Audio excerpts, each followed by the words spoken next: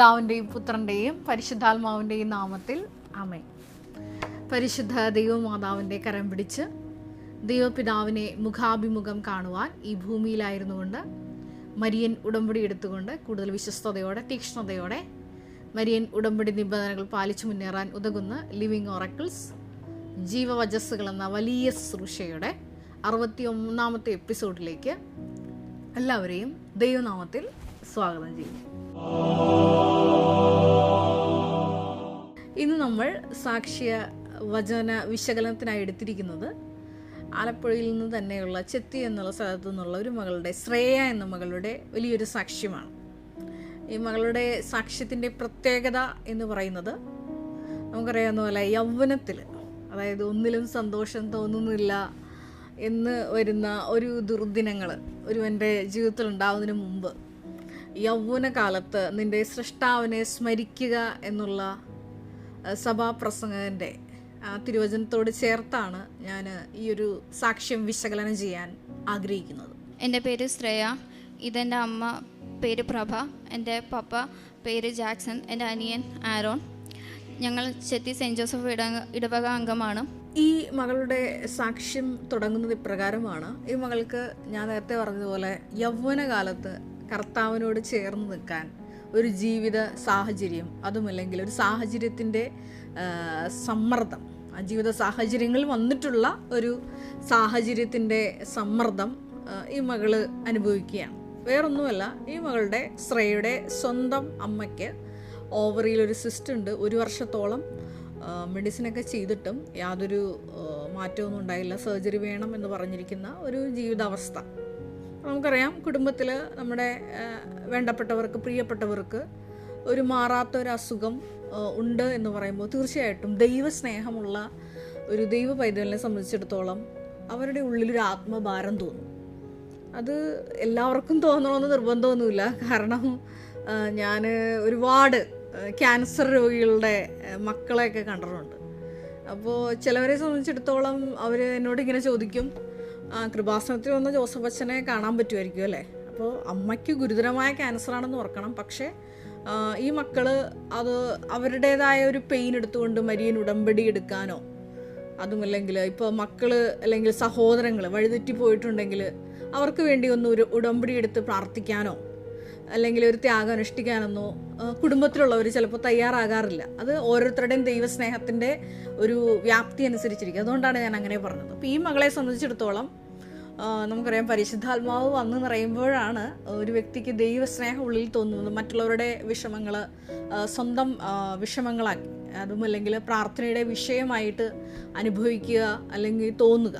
അപ്പോൾ ഈ മകൾക്ക് ഈ അമ്മയുടെ ഒരു വലിയ വിഷയം മകൾക്ക് ഒത്തിരി സങ്കടം ഉണ്ടാക്കി. അതാണ് ഈ മകളെ ഉടമ്പടിയിലേക്ക് അടുപ്പിച്ചത്. അപ്പോൾ ഈ മകൾ പറയുന്നുണ്ട്, 5:30 എന്നൊരു സമയം, നമുക്കറിയാം ടീനേജറാണ്, അതുപോലെ 20 വയസ്സ് കഴിഞ്ഞൊരു മകളായിരിക്കാം ചിലപ്പോൾ. ബിടെക് ഒരു അവസാന ഇപ്പോൾ ബിടെക് കഴിഞ്ഞ് സാക്ഷ്യം പറയുകയാണ് മകൾ. അപ്പോൾ തീർച്ചയായിട്ടും 20 വയസ്സിൻ്റെ മകളുണ്ട്.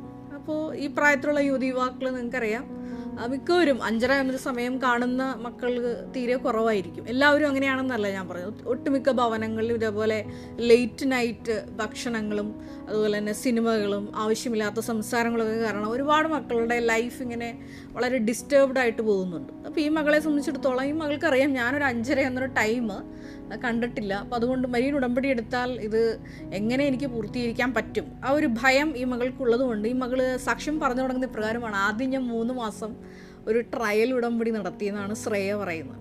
ഉടമ്പടി എടുക്കാൻ ആഗ്രഹമുണ്ടെങ്കിലും താമസിച്ചു നിന്നത് എനിക്ക് പാലിക്കാൻ പറ്റുമെന്ന് അറിയില്ലായിരുന്നു. കാരണം രാവിലെ 5:30 എഴുന്നേൽക്കണം. ഞാൻ ഇതുവരെ അത്രയും നേരത്തെ എല്ലാ ദിവസവും എഴുന്നേൽക്കുന്ന ആളല്ല. എൻ്റെ എക്സാം ടൈമിൽ പോലും ഞാൻ രാവിലെ 5:30 എഴുന്നേൽക്കാറില്ല, ആ ഒരു ടൈമിൽ എഴുന്നേൽക്കാറില്ല. അതുകൊണ്ട് തന്നെ ഉടമ്പടി എടുത്ത് എല്ലാ ദിവസവും കൃത്യമായി പാലിക്കാൻ പറ്റുമെന്ന് എനിക്കറിയില്ലായിരുന്നു. അതുകൊണ്ട് തന്നെ ഉടമ്പടി എടുക്കുന്നതിനൊരു 3 മാസം മുൻപേ ഞാൻ രാവിലെ 5:30 എഴുന്നേറ്റ് പ്രത്യക്ഷീകരണ പ്രാർത്ഥന ചൊല്ലി പ്രാർത്ഥിക്കുമായിരുന്നു. അത് കഴിഞ്ഞ് പിന്നീട് എല്ലാ ദിവസവും അച്ഛൻ്റെ ടോക്കുകൾ കാണുമായിരുന്നു. അങ്ങനെ എനിക്ക് എല്ലാ ദിവസവും രാവിലെ പള്ളിയിൽ പോകാനുള്ള അനുഗ്രഹം ലഭിച്ചു. അപ്പോൾ ട്രയലൊക്കെ വിജയിച്ചു. ഈ മകൾ 5:30 ഒന്ന് എഴുന്നേറ്റ് പ്രാർത്ഥിച്ചൊക്കെ നോക്കി, ഇറ്റ്സ് ഓക്കെ, അത് തനിക്ക് പ്രൊസീഡ് ചെയ്യാൻ പറ്റുന്നുണ്ട് എന്നറിഞ്ഞപ്പോൾ ഈ മകൾ ഉടമ്പടി എടുത്തു. ആ മകളുടെ ആത്മഭാരത്തിൻ്റെ ആ ഒരു വിഷയം പരിശുദ്ധ അമ്മ ഉടമ്പടി വഴിയായിട്ട് ഏറ്റെടുക്കുന്നുണ്ട്. ഈ മകളെ ഒരു പുതിയ സൃഷ്ടിയാക്കി പരിശുദ്ധ നമ്മുടെ പ്രത്യേക മധ്യസ്ഥ വഴിയിട്ട് ഈ മകൾക്ക് ഒരു രൂപാന്തരീകരണം സംഭവിക്കുന്നുണ്ട്. എൻ്റെ വിഷയം ഇതൊന്നുമല്ല. ഞാൻ ആദ്യമേ പറഞ്ഞു തന്ന വിഷയം ഇതാണ്. അതായത് നിങ്ങളുടെ യൗവനകാലത്ത്, അതുമല്ലെങ്കിൽ ചെറുപ്പകാലത്ത് നിങ്ങൾക്ക് ഇതേപോലെ ഒരു സാഹചര്യത്തിൻ്റെ പ്രാർത്ഥിക്കാൻ, അല്ലെങ്കിൽ ആത്മഭാരത്തോടെ വിഷമിക്കാൻ, അല്ലെങ്കിൽ കുടുംബത്തിൻ്റെ ഒരു ഉത്തരവാദിത്തങ്ങൾ സ്വയം ഏറ്റെടുക്കേണ്ട ഒരു ബാധ്യത, ഇങ്ങനെയുള്ള വിഷമസന്ധികളല്ല ശരിക്കും പറഞ്ഞാൽ അത് ദൈവം നമ്മളെ ഈശോ കൂടുതൽ സ്നേഹിക്കുന്നതുകൊണ്ട് ചില സാഹചര്യ സമ്മർദ്ദങ്ങൾ തരുമ്പോൾ അത് പരിശുദ്ധാത്മാവിൽ വിവേചിച്ചറിയാനും ദൈവത്തോട് കൂടുതൽ അടുക്കാനുള്ള ആ ഒരു വലിയ തുറവിയാണ്, അതുമല്ലെങ്കിൽ ഒരു ക്ഷണമാണെന്ന് തിരിച്ചറിയണം എന്നാണ് ഞാൻ ആദ്യമായിട്ട് പറയാൻ ആഗ്രഹിക്കുന്നത്. ഇതിനെപ്പറ്റി ഞാൻ ഈ ദിവസങ്ങളിലെല്ലാം ഇങ്ങനെ ചെറുതായിട്ട് ധ്യാനിച്ചൊരു വിഷയം, ഒരുപാട് വചനങ്ങൾ എല്ലാ ദിവസവും ധ്യാനിക്കുന്നുണ്ടെങ്കിലും ഞാൻ ഈ ദിവസങ്ങളിൽ ആഴമായി ധ്യാനിച്ചത് വിലാപങ്ങളുടെ പുസ്തകത്തിൽ നിന്നുള്ള ഒരു തിരുവചന ഭാഗമാണ്. വചനം മറ്റൊന്നുമല്ല, അതായത് യൗവനത്തിൽ നുകം വഹിക്കുന്നത് നല്ലതാണ്. ഇതാണ് വചനം. വിലാപങ്ങൾ 3-ാം അധ്യായം 27-ഉം 28-ഉം തിരുവചനങ്ങൾ. യൗവനത്തിൽ നുകം വഹിക്കുന്നത് മനുഷ്യന് നല്ലതാണ്. അവിടുന്ന് അത് അവൻ്റെ മേൽ വയ്ക്കുമ്പോൾ അവൻ ഏകനായി മൗനമായിരിക്കട്ടെ. അതായത് യൗവനത്തിൽ നുകം വഹിക്കുന്നത് ഒരു വ്യക്തിയെ സംബന്ധിച്ചിടത്തോളം അവന് നല്ലതാണ്. അവനത് വഹിക്കുമ്പോൾ അവൻ ഏകനായി മൗനമായിട്ടിരിക്കട്ടെ. ഈ ഒരു വചനത്തിന് ആഴമായിട്ടുള്ള അർത്ഥങ്ങളുണ്ട്. പരിശുദ്ധ അമ്മ ഈ ഒരു സ്പിരിച്വാലിറ്റിയുടെ നമ്മുടെ മാതൃകയാണ്. ഈശോയുടെ അമ്മ എല്ലാം ഹൃദയത്തിൽ സംഗ്രഹിച്ചു അതേപ്പറ്റി ധ്യാനിച്ചു കൊണ്ടിരുന്നു. ലൂക്കായുടെ സുവിശേഷം 2-ാം അധ്യായം 19-ാം തിരുവചനത്തിലും 2-ാം അധ്യായം 51-ാം തിരുവചനത്തിൽ നമ്മൾ വായിക്കുന്ന തിരുവചന ഭാഗത്തിൽ, അതായത് ബഹുമാനപ്പെട്ട അച്ഛൻ പറയാറുണ്ട്, അതായത് വലിയ ടെൻഷൻസ് നമ്മുടെ ജീവിതത്തിൽ വരുമ്പോൾ പരിശുദ്ധ അമ്മ ചെയ്ത ആ ഒരു ആധ്യാത്മിക അഭ്യാസം എന്ന് പറയുന്നതാണ് എല്ലാം ഹൃദയത്തിൽ സംഗ്രഹിച്ച് അതേപ്പറ്റി ധ്യാനിച്ചു കൊണ്ടിരുന്നു. ഇത് നമ്മളെ സംബന്ധിച്ചിടത്തോളം നമ്മൾ പ്രാക്ടീസ് ചെയ്യേണ്ട ഒരു കാര്യമാണ്. അതേ തിരുവചന ഭാഗം തന്നെയാണ് വിലാപങ്ങൾ കൈകാര്യം ചെയ്യുന്നത്. വിലാപങ്ങൾ 3:27-28. അതായത് യൗവനത്തിൽ ഒരുവനെ സംബന്ധിച്ചിടത്തോളം നുകം വഹിക്കുന്നത് നല്ലതാണ്. ഇങ്ങനെ നുകം വയ്ക്കപ്പെടുമ്പോൾ നമ്മൾ ചെയ്യേണ്ട ഒരു മനോഭാവം മൗനമായിട്ടിരിക്കുക എന്ന് പറഞ്ഞാൽ ദൈവപിതാവിനെ അത് ഏൽപ്പിക്കുക എന്നുള്ളതാണ് അതിൻ്റെ വിഷയം. ഞാൻ പറഞ്ഞു വന്നത് പ്രകാരമാണ്. ഈ മകളെ സംബന്ധിച്ചിടത്തോളം, ശ്രേയയെ സംബന്ധിച്ചിടത്തോളം, അവൾക്കൊരു സാഹചര്യത്തിന് സമ്മർദ്ദം കൊടുക്കുന്നത് ഈ അമ്മയുടെ ഓവേറിയൻ സിസ്റ്റം എന്നുള്ളൊരു വിഷയമാണ്. പക്ഷേ അത് ദൈവസ്നേഹത്തോടെ എടുത്തപ്പോൾ ആ മകളെ ദൈവപിതാവ് ഉയർത്തിയത് ഈ സാക്ഷ്യപീഠത്തിലേക്കാണ്. മകൾ സാക്ഷ്യം പറഞ്ഞു തുടങ്ങുന്നത് ഈ അമ്മയുടെ വിഷയത്തിലോട്ടാണെങ്കിലും പിന്നീട് മകൾ പറയുന്നുണ്ട്, അതായത് ബിടെക്കിൽ അതായത് ജോയിൻ ചെയ്ത അന്ന് മുതൽ ഇന്ന് വരെ 65-70 ആ ഒരു റേഞ്ചിലാണ് ഈ മകളുടെ മാർക്ക് ഈ മകൾക്ക് ലഭിച്ചിരുന്നു. പക്ഷെ ഉടമ്പടിക്ക് ശേഷം ഈ മകൾക്ക് നല്ല ഡിസ്റ്റിങ്ഷനോടുകൂടി, അതായത് നോട്ട് ബൈ മെറിറ്റ് വർക്ക് ചെയ്യാൻ തുടങ്ങി. പിന്നെ ഈ മകൾ പറയുന്നുണ്ട്, പിന്നെ കോഴ്സ് കഴിഞ്ഞിട്ട് ഞാൻ ഒരുപാട് ആപ്ലിക്കേഷൻസ് അയച്ചായിരുന്നു ജോലിക്ക് വേണ്ടിയിട്ട്. എല്ലാം റിജക്ഷൻസ് തന്നെയായിരുന്നു. ആ സമയത്ത് റിക്രൂട്ട്മെൻറ്റും വളരെ കുറവായിരുന്ന ഒരു ടൈമായിരുന്നു. എന്നാലും വരുന്ന എല്ലാത്തിലും എനിക്ക് അപ്ലൈ ചെയ്യാൻ പറ്റുന്ന എല്ലാത്തിലും ഞാൻ അപ്ലൈ ചെയ്യുമായിരുന്നു. പക്ഷേ റിജക്ഷൻസ് തന്നെയായിരുന്നു. ആ ഒരു ടൈമിൽ എനിക്ക് ഇവിടെ വന്ന് ബഹുമാനപ്പെട്ട ജോസഫ് അച്ഛനെ കണ്ട് ബ്ലെസ്സിങ്സ് കിട്ടാനുള്ളൊരു അനുഗ്രഹമുണ്ടായി.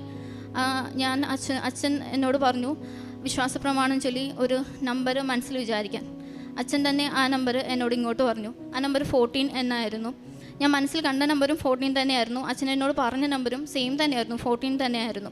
ആ നമ്പർ പറഞ്ഞിട്ട് എൻ്റെ മുഖത്തോക്കി ചിരിച്ചിട്ട് പറഞ്ഞു, ധൈര്യമായിട്ട് പൊക്കോളാൻ പറഞ്ഞു.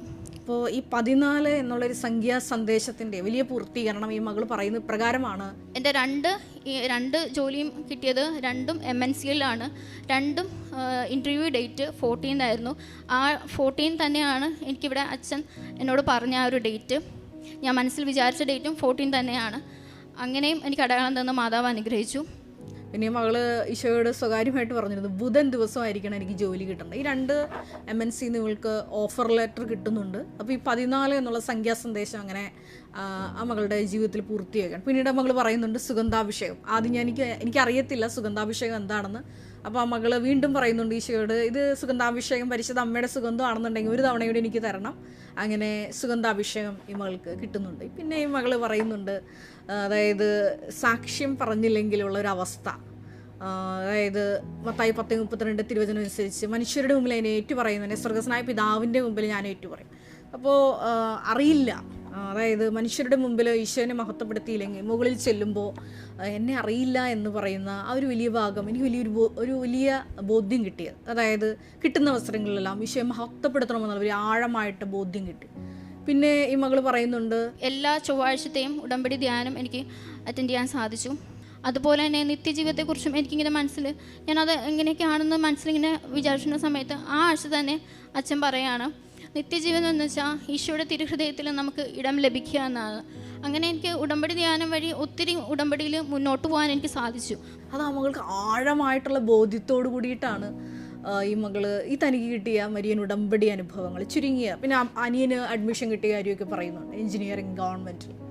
അപ്പം അങ്ങനെ ആ ഒരു ചെറുപ്രായത്തിൽ ഈ മകള് ആർജിക്കാവുന്ന ആധ്യാത്മിക ആസ്തി ആ മകള് ആർജിച്ചു. പിന്നെ നമ്മൾ പറയുന്നത് 3 മക്കളെ ഇവിടെ കൊണ്ടുവന്ന് ഉടമ്പടി എടുപ്പിച്ചു. പിന്നെ കാരുണ്യ പ്രേക്ഷിത പ്രവർത്തനങ്ങളൊക്കെ ആ മകൾ ചെയ്യുന്നുണ്ട്. ഞാൻ ആദ്യം പറഞ്ഞ വിഷയത്തിലേക്ക് തിരിച്ചു പോവുകയാണ്. യൗവനത്തിൽ നുകം വഹിക്കുന്നത് നല്ലതാണ്. അതെ, എന്നെ കേൾക്കുന്ന യുവജനതയോടാണ് എനിക്ക് പറയാനുള്ളത്. നിങ്ങളുടെയൊക്കെ ജീവിതത്തിൽ നിങ്ങൾക്ക് താങ്ങാവുന്നതിലപ്പുറമുള്ള ഭാരങ്ങൾ, വേദനകൾ നിങ്ങളിപ്പോൾ വഹിക്കുന്നുണ്ടെങ്കിൽ ഈ ഒരു സന്ദേശം നിങ്ങൾക്കുള്ളതാണ്. അപ്പോൾ അങ്ങനെ ഒരു സാഹചര്യത്തിൻ്റെ സമ്മർദ്ദം നിങ്ങൾക്കുണ്ടെങ്കിൽ അത് ഈശോയോട് കൂടുതൽ അടുക്കാനും ചേർന്നിരിക്കാനുമുള്ള ഒരു ദൈവ വിളിയായി ഈ സമയം മുതൽ നിങ്ങൾ എടുക്കണം. അതായത് ശക്തനായവൻ്റെ വലിയ കാര്യങ്ങൾ നിങ്ങളിലൂടെ ദൈവം പ്രവർത്തിക്കാൻ പോകുന്നത് ഇത്തരത്തിലുള്ള സാഹചര്യങ്ങളുടെ സമ്മർദ്ദങ്ങളിലൂടെയാണ്. അപ്പോൾ ഇങ്ങനെ വലിയ നുകമൊക്കെ നമുക്ക് വഹിക്കേണ്ടി വരുമ്പോൾ തിരുവചനം നമുക്ക് പറഞ്ഞു തരുന്ന ഒരു ജീവിത നിലപാടുണ്ട്. അതിനെ എങ്ങനെ സമീപിക്കണം? അത് അവൻ മൗനമായിരിക്കട്ടെ. അതെ, ഈശോയുടെ അമ്മ എല്ലാം ഹൃദയത്തിൽ സംഗ്രഹിച്ചു. ഇങ്ങനെ ഹൃദയത്തിൽ സംഗ്രഹിക്കുമ്പോൾ, ദൈവപിതാവിനെ ഏൽപ്പിക്കുമ്പോൾ എല്ലാം തന്നെ സ്നേഹിക്കുന്നവർക്ക് തൻ്റെ പദ്ധതി പ്രകാരം വിളിപ്പെട്ടിരിക്കുന്നവർക്ക് എല്ലാം അവിടെ നിന്ന് സകലതും നന്മയ്ക്കായിട്ടാണ് പരിണമിക്കുന്നത്. അപ്പോൾ ആദ്യം ഞാൻ പറഞ്ഞു വന്ന പോയിന്റ് ഇതാണ്. നിങ്ങൾക്ക് അങ്ങനെ ഒരു ആത്മഭാരം തോന്നണമെന്നുണ്ടെങ്കിൽ വലിയ ദൈവ സ്നേഹം വേണം എന്നുള്ളത്. ഇനി ആ സാഹചര്യത്തിൻ്റെ സമ്മർദ്ദം അത് ദൈവത്തിൽ ആശ്രയിക്കാനുള്ള ഒരു ദൈവ വിളിയാണെന്ന് രണ്ടാമതായിട്ട് നമ്മൾ തിരിച്ചറിയണം. ഇന്ന് പല യുവജനതകളും ഇതേപോലെയുള്ള പ്രശ്നങ്ങളിലൂടെയൊക്കെ കടന്നു പോകുമ്പോൾ അവർ ആശ്രയിക്കുന്നത് ചില സുഹൃത്ത് വലയങ്ങളുടെ കൂട്ടത്തിലും അതുമല്ലെങ്കിൽ ലഹരിയുടെ അടിമപ്പെട്ടുകയാണ് അവർ ആനന്ദം കണ്ടെത്തുന്നത്. ഇവിടെ ശ്രേയ എന്ന മകള് ഒരു ചെറിയ വിഷയമാണത് അവളുടെ കുടുംബത്തിലുണ്ടായത്. അത് ഉടമ്പടി എടുക്കാനുള്ളൊരു ദൈവവിളിയായി ആ മകള് തിരിച്ചറിഞ്ഞു. ഫലമോ എന്താണ്? ആ മകളെ നിത്യജീവിതത്തിൻ്റെ ആ വലിയ വാതായനങ്ങളിലേക്ക്, അതിൻ്റെ കൂടുതൽ അർത്ഥതലങ്ങളിലേക്ക്, ആഴങ്ങളിലേക്ക് പരിശുദ്ധ അമ്മ കൈപിടിച്ച് കൂട്ടിക്കൊണ്ട് പോവുകയാണ്. മകളുടെ യാത്ര ഇപ്പോൾ ആരംഭിച്ചിട്ടേ ഉള്ളൂ. ചെറിയ പ്രായത്തിൽ തന്നെ ഈശോയെ അറിഞ്ഞ് മഹത്വപ്പെടുത്തി ജീവിക്കാനുള്ള വലിയൊരു ദൈവവിളിയാണ് ഈ ഒരു മരിയൻ ഉടമ്പടി എന്നുള്ളത്. ഞാൻ എൻ്റെ ജീവിതമായിട്ട് ഇത് തട്ടിച്ച് വായിക്കാൻ ആഗ്രഹിക്കുന്നുണ്ട്. ഞാൻ +2 പാസ്സായി കഴിഞ്ഞപ്പോൾ എനിക്ക് വലിയൊരു സാഹചര്യത്തിൻ്റെ സമ്മർദ്ദം ഉണ്ടായി. മറ്റൊന്നുമല്ല, ഞാൻ കുഞ്ഞുനാൾ മുതൽ നന്നായി പഠിക്കുന്ന ഒരു സ്റ്റുഡൻ്റായിരുന്നു. കുറേ നാൾക്ക് മുമ്പ് വരെ എൻ്റെ LP സ്കൂളിലെ പ്രോഗ്രസ് കാർഡൊക്കെ എൻ്റെ കയ്യിലുണ്ടായിരുന്നു. അപ്പോൾ ക്ലാസ് 1st 2nd ഇതായിരുന്നു എൻ്റെ ഒരു പ്ലേസ് എന്നുള്ളത്. 4ാം ക്ലാസ്സിൽ എനിക്ക് LSS സ്കോളർഷിപ്പ് ടെസ്റ്റ് കിട്ടിയായിരുന്നു. 5ാം ക്ലാസ് മുതൽ കാറ്റഗിസത്തിൽ സോണൽ ലെവൽ റാങ്ക് ഹോൾഡറായിരുന്നു. ഇങ്ങനെയൊക്കെ പഠിച്ച് വന്നെങ്കിലും ഞാൻ 10ാം ക്ലാസ്സിൽ നന്നായിട്ട് ഉഴപ്പി. അതായത് സുഹൃത്തുക്കളുമൊക്കെ അയച്ചത് മോശമായിട്ടൊന്നും ഇല്ലെങ്കിൽ പോലും ഞാൻ നന്നായി പഠനത്തിൽ ഉഴപ്പി. അപ്പോൾ അതുകൊണ്ട് തന്നെ എൻ്റെ ചെറുപ്പം മുതൽ എൻ്റെ ഉള്ള ആഗ്രഹം ഞാനൊരു ഡിഗ്രി എടുക്കുകയാണെങ്കിൽ അത് ഞാൻ MBBS എടുക്കുകയുള്ളൂ എന്ന് വീട്ടിലെല്ലാവരോടും എന്നെ പരിചയമുള്ള എല്ലാവരോടും ഞാൻ പറഞ്ഞിരുന്നു. അപ്പോൾ ഇങ്ങനെ പഠനത്തിൽ ഉഴപ്പിയത് കൊണ്ട് എനിക്ക് വീട്ടിൽ നിന്നൊരു പണിഷ്മെൻറ്റ് കിട്ടി. അതായത് അമ്മ പറഞ്ഞു എൻട്രൻസിന് പോകണ്ട, അല്ലാതെ +2 കിട്ടി എന്ത് അഡ്മിഷൻ കിട്ടി അതിന് മോൻ പോയി ചേർന്നാൽ മതി എന്ന് പറഞ്ഞു. അത് എന്നെ സംബന്ധിച്ചിടത്തോളം വളരെ ഷോക്കായിപ്പോയി എന്ന് വെച്ചാൽ നന്നായിട്ട് ബേസ് ഇട്ട് പഠിച്ചത് 10ാം ക്ലാസ് മാത്രമേ ഉഴപ്പിയിട്ടുള്ളൂ. ബാക്കി എല്ലാ സ്റ്റാൻഡേർഡും നന്നായി പഠിച്ചിട്ടുണ്ട്. അപ്പോൾ അത്യാവശ്യം എല്ലാം ലാംഗ്വേജും എല്ലാം സെറ്റാണ്. പക്ഷേ കാര്യങ്ങളറിയാം, എല്ലാ വിഷയങ്ങൾക്കും ബേസുണ്ട്. പക്ഷെ അമ്മ ഇങ്ങനെ ഒരു തീരുമാനം എടുത്തു. ഞാനത് തകർന്നു പോയി. എന്നെ ആ സമയത്ത് സപ്പോർട്ട് ചെയ്യാനൊന്നും ആരും ഉണ്ടായിരുന്നില്ല. അതായത് ഇങ്ങനെയല്ല, ഈ മകൾക്ക് ഇങ്ങനെ ഡിറക്റ്റ് ചെയ്യണം എന്നും പറയാൻ ആരും ഉണ്ടായിരുന്നില്ല. അങ്ങനെ +2 കഴിഞ്ഞു. ഞാൻ ഇതേപോലെ കേരള എൻട്രൻസ് വഴിയാണ് BS നഴ്സിംഗ് അഡ്മിഷനൊക്കെ കിട്ടുന്നത്.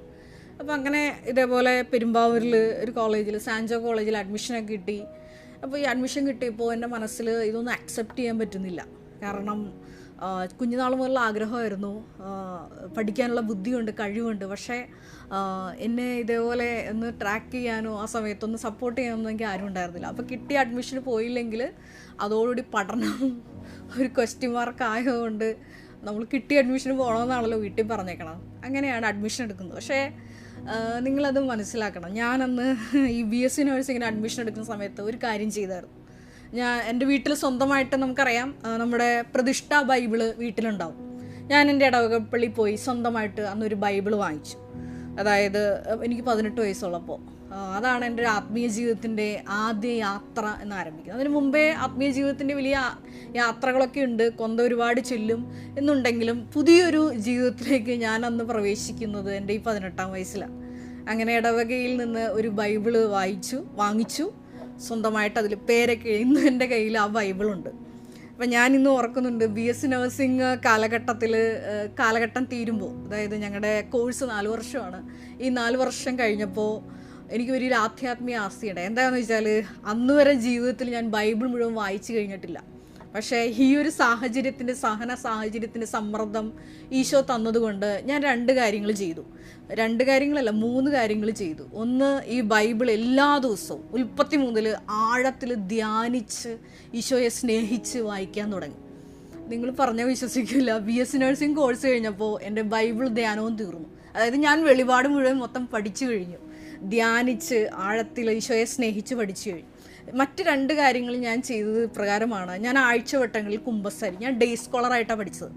അപ്പോൾ അതുകൊണ്ട് തന്നെ ഞാൻ വീട്ടിൽ വന്ന് പോകണതുകൊണ്ട് തീർച്ചയായിട്ടും എനിക്ക് കുമ്പസാരിക്കാനുള്ള, എൻ്റെ ഇടവപ്പള്ളിയിൽ കുമ്പസാരിക്കാനുള്ള സൗകര്യം എനിക്കുണ്ടായിരുന്നു. അപ്പോൾ ഞാൻ മാക്സിമം 2 വീക്സുള്ള എടുക്കുകയുള്ളൂ, ഞാൻ കുമ്പസാരിക്കുമായിരുന്നു. 3-മതായിട്ട് ഞാൻ ചെയ്ത കാര്യം, എന്നെ കൺമട്ടത്ത് ആര് വിഷമിപ്പിക്കുന്ന, അതുമല്ലെങ്കിൽ തിന്മയുടെ സാഹചര്യങ്ങൾ നിലനിൽക്കുന്ന ഏതെല്ലാം വിഷയങ്ങളുണ്ടോ അതെല്ലാം ഞാൻ ഡയറിയിൽ എഴുതിയിട്ട് പ്രാർത്ഥിക്കാൻ തുടങ്ങി. ഈ 3 നടപടികൾ ചെയ്തപ്പോൾ എന്താ സംഭവിച്ചതെന്ന് ഞാൻ പറഞ്ഞുതരാം. 4-ാം വർഷം BSc നഴ്സിംഗ് പഠിച്ചുകൊണ്ടിരിക്കുന്ന സമയത്ത് എൻ്റെ ഇടവകപ്പള്ളിയിൽ നിന്ന് തന്നെ എനിക്ക് ഒരു കൃപാസനം പത്രം കിട്ടി. അത് ഞാൻ ഇന്നും ഓർക്കുന്നുണ്ട്. 2010 നവംബർ മാസം. അന്ന് ബഹുമാനപ്പെട്ട VP ജോസഫ് അച്ഛൻ എഴുതിയിരുന്ന ഒരു എഡിറ്റോറിയൽ ഇപ്രകാരമാണ്: വിട കൊണ്ടവരെക്കുറിച്ച് ചില വീണ്ടു വിചാരങ്ങൾ. അപ്പം അതിനകത്ത് ബഹുമാനപ്പെട്ട അച്ഛൻ പറഞ്ഞിരുന്ന ഒരു കാര്യം ഇതാണ്: നമ്മുടെ ജീവിതത്തിലെ സഹന സാഹചര്യങ്ങൾ അത് ഈശോയുടെ നാമത്തിൽ എടുക്കുമ്പോൾ, അതായത് കൃപാവര പ്രവർത്തികൾ ചെയ്യുമ്പോൾ സ്വർഗത്തിൽ വലിയ പദവിയാണ് നിങ്ങൾക്ക് ലഭിക്കാൻ പോകുന്നത്. ഇത് കേട്ടിട്ട് എനിക്ക് ആനന്ദം കൊണ്ട് ഞാൻ തുള്ളിച്ചാടി. കാരണം എനിക്കിഷ്ടമില്ലാത്ത കോഴ്സിന് എൻ്റെ വീട്ടുകാരെ നിർബന്ധിച്ച് പഠനം മുടങ്ങും എന്നുള്ള പേടിയിലാണ് ഞാൻ ഈ BSc നഴ്സിംഗ് അഡ്മിഷൻ എടുക്കുന്നത്. കാരണം വേറെ ഒന്നിനും പോകണ്ടെന്ന് വീട്ടിൽ നിന്ന് പറഞ്ഞു. കിട്ടിയ അഡ്മിഷന് പോയില്ലെങ്കിൽ പഠിത്തം സ്റ്റോപ്പായിരുന്നു. അങ്ങനെ ഇരിക്കുമ്പോഴാണ് 2010 ഈ കൃപാസനം പത്രം എനിക്ക് കിട്ടുന്നത്. പിന്നീട് നടന്നതെല്ലാം ചരിത്രമാണ്. എൻ്റെ കോൺസക്രേഷൻ ഡേയുടെ അന്ന് ബഹുമാനപ്പെട്ട ഞങ്ങളുടെ ബിഷപ്പ് പറഞ്ഞിരുന്നു, കഴിഞ്ഞ 15 വർഷമായിട്ട് ജോമോള് കൃപാസനം സ്പിരിച്വാലിറ്റി ഫോളോ ചെയ്ത ആളാണ്. ഞാനിതേപോലെ 2010 എൻ്റെ ആദ്യ പ്രൈമറി ദൈവവിളി കൃപാസനത്തിലോട്ട് ലഭിക്കുന്നത്. അഭിമന്യ പിതാവിനെ സംബന്ധിച്ചിടത്തോളം എൻ്റെ ആപ്ലിക്കേഷനിൽ 2012 മുതലാണ്, അതായത് എൻ്റെ കോഴ്സ് കഴിഞ്ഞു, ഇൻറ്റേൺഷിപ്പ് കഴിഞ്ഞിട്ടാണ് ഞാൻ കൃപാസനത്തിൽ ജോയിൻ ചെയ്യുന്നത്. അപ്പോൾ 2012 മുതലുള്ള പരിചയമുള്ളൂ, നമ്മുടെ ബിഷപ്പിന് അറിയാൻ പാടുള്ളൂ. പക്ഷേ പരിശുദ്ധാത്മാവിനിൽ പ്രേരിതനായി അന്നത്തെ കോൺസക്രേഷൻ സെറിമണിയിൽ ഞങ്ങളുടെ ബിഷപ്പ് പറഞ്ഞത്, കഴിഞ്ഞ 15 വർഷമായിട്ട് കൃപാസനം സ്പിരിച്വാലിറ്റി ഫോളോ ചെയ്യുക. അതായത് 2010 ഞാൻ കൃപാസനത്തെ പറ്റി അറിയുന്നത്. 2025 എൻ്റെ കോൺസക്രേഷൻ നടക്കുന്നത്, കോൺസക്രേഷൻ ടു പെർപെച്വൽ വെർജിനിറ്റി. അപ്പോൾ ഞാൻ പറഞ്ഞു വന്നത് ഇപ്രകാരമാണ്: നിങ്ങൾക്ക് ഈ ഒരു നുകം നമ്മുടെ തോളിൽ വയ്ക്കുന്നതാണ്. ഒരിക്കലും നിങ്ങൾ ദൈവത്തോട് പരാതി പറയരുത്. അന്ന് എനിക്ക് കിട്ടിയ ആ ഒരു സഹന സാഹചര്യം അതൊരു പ്രാർത്ഥിക്കാനുള്ള ദൈവവിളിയായിട്ട് ഞാൻ എടുത്തപ്പോൾ ദൈവപിതാവ് എന്നെ ഉയർത്തുകയായിരുന്നു കൃപാസനത്തിലോട്ട്. ഇന്ന് ഞാൻ എപ്പോഴും പറയും, അന്ന് എനിക്ക് അമ്മയോടൊക്കെ വല്ലാത്ത പരിഭവമൊക്കെ ആയിരുന്നു. ഞാനെന്നും പറയുമായിരുന്നു, അമ്മ എന്തിനാണ് ഇങ്ങനെ ഒരു തീരുമാനം എടുത്തത്, ഞാൻ ഇത്ര വിഷമിക്കുമല്ലേ, എനിക്കൊന്നും പഠിക്കാനുള്ള ഒരു മൈൻഡും ഉണ്ടായിരുന്നില്ല ആ സമയത്ത്. പക്ഷേ ഞാനൊരു കാര്യം ചെയ്തു, ഞാൻ പറഞ്ഞു 4 വർഷവും ഞാൻ എല്ലാ ദിവസവും വചനം പഠിച്ചിരുന്നു, വചനം ധ്യാനിച്ചു, ഈശോയെ സ്നേഹിച്ചു. ആഴ്ചകളിൽ മാക്സിമം 2 വീക്സ് കൂടുമ്പോൾ കുമ്പസാരിച്ചു. ഒപ്പം തന്നെ മധ്യസ്ഥ പ്രാർത്ഥന നടത്തി. ഇങ്ങനെ ഒരു വിശുദ്ധിയുള്ള ജീവിതമാണ് ഞാൻ നയിച്ചത്.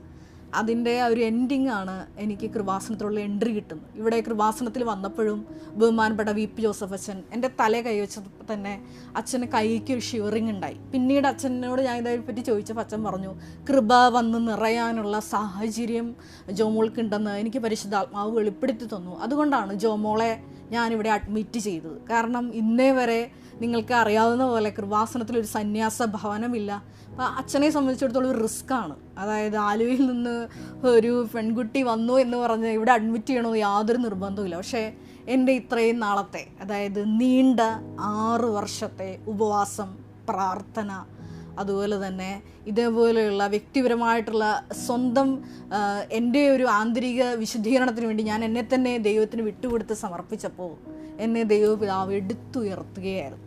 അപ്പോൾ ഞാൻ ഈ ഒരു ശ്രേയയുടെ സാക്ഷ്യത്തിലൂടെ പറയാൻ ആഗ്രഹിച്ചത് ഒന്ന് മാത്രമാണ്. എന്നെ കേൾക്കുന്ന യുവജനതയോട് പ്രത്യേകമായിട്ട്, അല്ലാത്തവരോടും പറയാനുണ്ട്, എന്നാലും യുവജനതയോട് എനിക്ക് പ്രത്യേകമായിട്ട് പറയാനുള്ളത്, നിങ്ങളുടെ ആ ഒരു ഏജിന് അപ്പുറത്തുള്ള ഒരു സഹനം, അതായത് കഠിനമായ സഹനം. എന്നെ സംബന്ധിച്ചിടത്തോളം അത് അതികഠിനമായ ഒരു സഹനമായിരുന്നു. ഇഷ്ടമില്ലാത്ത കോഴ്സിന് നിർബന്ധിച്ച് വീട്ടുകാരാൽ അഡ്മിറ്റ് ചെയ്യപ്പെടുമ്പോൾ എനിക്ക് ഒരിക്കലും അത് അക്സെപ്റ്റ് ചെയ്യാൻ പറ്റില്ലായിരുന്നു.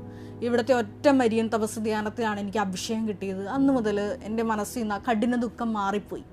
പിന്നെ ദൈവപിതാവ് എന്നെ നേരിട്ട് എനിക്ക് വെളിപ്പെടുത്തി തന്നു, ജോമോളെ നിൻ്റെ ദൈവവിളി ഇതാണ്, ഇത്രയും അതികഠിനമായ സഹനത്തിലൂടെയെല്ലാം നിന്നെ ദൈവം കടത്തിവിട്ടത് വലിയ പദ്ധതികൾ നിന്നിലൂടെ പൂർത്തീകരിക്കാൻ വേണ്ടിയിട്ടാണ്. അങ്ങനെയാണ് ഞാൻ ഇന്നും ഓർക്കുന്നുണ്ട് ഓരോരോ കാര്യങ്ങൾ ദൈവപിതാവ് വെളിപ്പെടുത്തിയ അനുസരിച്ചാണ് ബഹുമാനപ്പെട്ട VP ജോസഫ് അച്ഛനോട് ആലോചന ചെയ്ത് കൃപാസനത്തിന് വളർച്ചയ്ക്ക് വേണ്ടി എനിക്ക് നാളിതുവരെ പ്രവർത്തിക്കാൻ കഴിഞ്ഞത്. ഈ ഒരു എപ്പിസോഡ് ചിലപ്പോൾ നീണ്ടുപോയിട്ടുണ്ടാകും. കാരണം പക്ഷേ എൻ്റെ ഈ ഒരു അനുഭവം എന്നെ ശ്രവിക്കുന്ന യുവതി യുവാക്കൾക്ക് ഒരുപാട് പ്രയോജനപ്പെടുന്നത് എനിക്ക് ഉറപ്പാണ്. കാരണം ഈ കഴിഞ്ഞ കുറേ മാസങ്ങൾക്ക് മുമ്പ് ഞാനൊരു മകളെ കണ്ടുമുട്ടി കൃപാസനത്തിൽ. അപ്പോൾ എനിക്ക് ആ മകളെ കണ്ടുമുട്ടിയപ്പോൾ ഒത്തിരി മനസ്സിൽ സങ്കടം തോന്നി. ആ മകൾ എന്നോട് പറഞ്ഞ വിഷയം ഇതാണ്, 3 പ്രാവശ്യം ഞാൻ നീറ്റ് എൻട്രൻസ് എഴുതി റിപ്പീറ്റ് ചെയ്തുകൊണ്ടിരിക്കുമെന്ന് പറഞ്ഞു. ഈ 3 വർഷമാണ് ഈ മകളുടെ പോയത്. 3 വർഷം എഴുതിയിട്ടും ഈ മകൾക്ക് MBBSന് അഡ്മിഷൻ കിട്ടിയില്ല.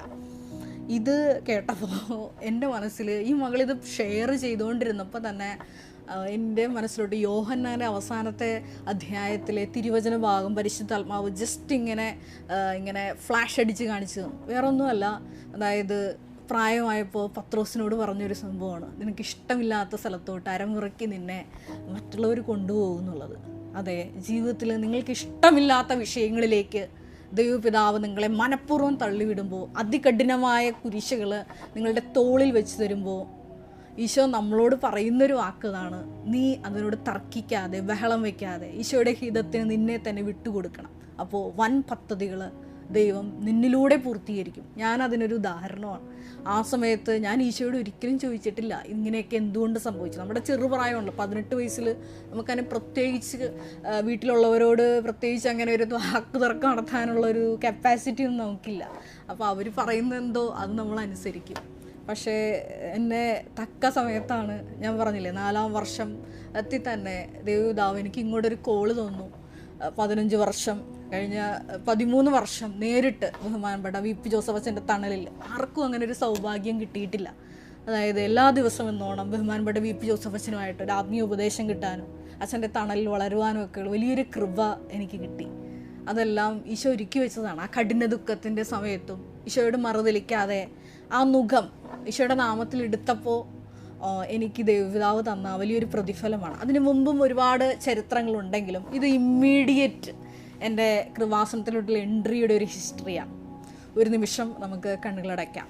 ഈശോയെ, ശ്രേയയുടെ സാക്ഷ്യത്തിലൂടെ നീ ഞങ്ങളോട് പഠിപ്പിക്കുകയായിരുന്നു കൃപാസനത്തിലോട്ട് വരാനുള്ള ഒരു സാഹചര്യത്തിൻ്റെ സമ്മർദ്ദം കിട്ടുമ്പോൾ അത് ദൈവപിതാവിൻ്റെ നേരിട്ടുള്ള വിളിയാണെന്ന് നീ തിരിച്ചറിയണമെന്നും, അങ്ങനെ വിളി ലഭിച്ചാൽ ഇങ്ങോട്ട് വന്ന് തീർച്ചയായിട്ടും പരിശുദ്ധ അമ്മയുടെ കരം പിടിച്ച് വലിയൊരു യാത്ര നീ പരാതികളില്ലാതെ നടത്തണമെന്നും നീ ഞങ്ങളോട് സംസാരിക്കുകയായിരുന്നു.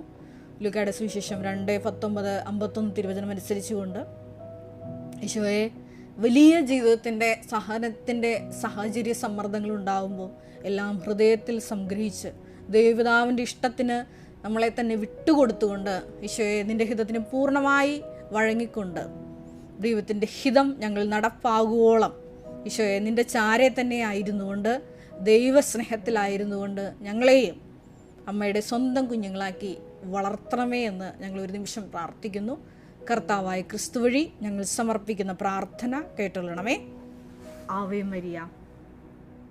നമ്മുടെ കൃപാസനം പ്രത്യക്ഷീകരണ സന്നിധാനത്തിൽ ബഹുമാനപ്പെട്ട VP ജോസഫ് അച്ഛനോടൊപ്പം സമർപ്പിതരായി ശുശ്രൂഷ ചെയ്യാൻ ആഗ്രഹിക്കുന്ന സഹോദരങ്ങൾ, ഏറെ പ്രത്യേകമായിട്ട് +2 ഡിഗ്രി പാസ്സായ മക്കളുണ്ടെങ്കിൽ തീർച്ചയായിട്ടും താഴെ കാണുന്ന ഇമെയിൽ അഡ്രസ്സിൽ കോൺടാക്റ്റ് ചെയ്യുക. നിങ്ങളുടെ CV അയയ്ക്കുക.